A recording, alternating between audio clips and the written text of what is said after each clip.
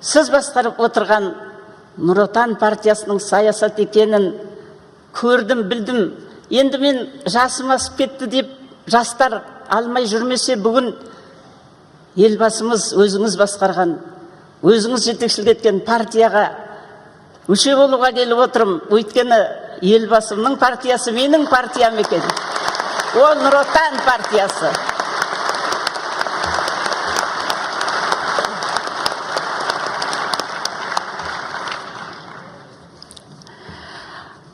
Дала жаңғырып жатыр, көріп отырмыз, елдің ішіндеміз. Сіздің саясатыңыздың арқасында бүгін өзгерген ауылды қайта салынған, құрылысты жаңғырған жастарды көріп отырмыз. Далаға, қазаққа тойханалар жетпей жатыр. Тойлап отыр ел.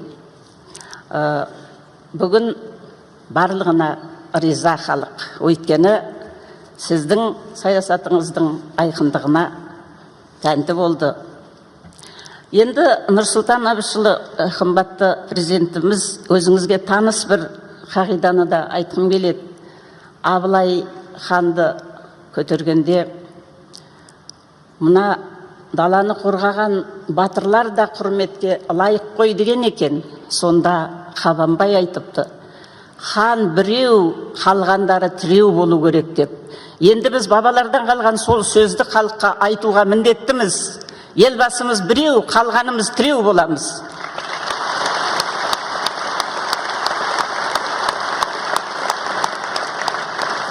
Нар жолында түк қалмас деп сізге тағы сенім жүгін, елдің жүгін артқалы тұрған халықтың атынан үлкен өтінішін жеткізіп, сөзімді әрине өлең жолдарымен аяқтағым келеді.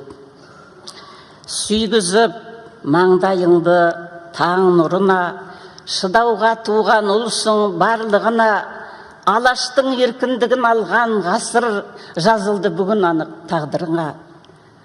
Таңдаған тұңғышысың еркін елдің, бәресте толғанысы сол күндердің.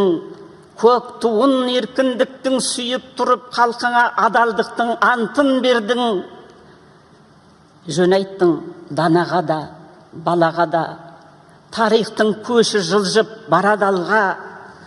Жаныңға тыныштық жоқ, астананы әлемдік теңеймін деп қалаларға. Шаршайсың, өзің анық күйің бүгін. Сезесің қызғандығым, сүйіндігім. Ұлабай айтып кеткен, өсиеттеп жағуға бұл қазаққа қиындығын. Хат жазып мазалайды сан саладан, жауабын күтеді оның қаншама адам. Кең дала жас ұрпақтың қамын ойлап кезің жоқ, толқымаған, шаршамаған. Сенеді тұңғышына қауым бүгін, сезеді сенім жүгі ауырлығын. Нұр жүзді артылғанмен алға баста, көтеріп дәуіріңнің ауыр жүгін. Мұны өмір неткен мұнша ғажап еді, тарихқа есіміңді жазады енді. Елбасым тұңғышым деп қол соғатын өзіңмен бірге бүгін қазақ елі.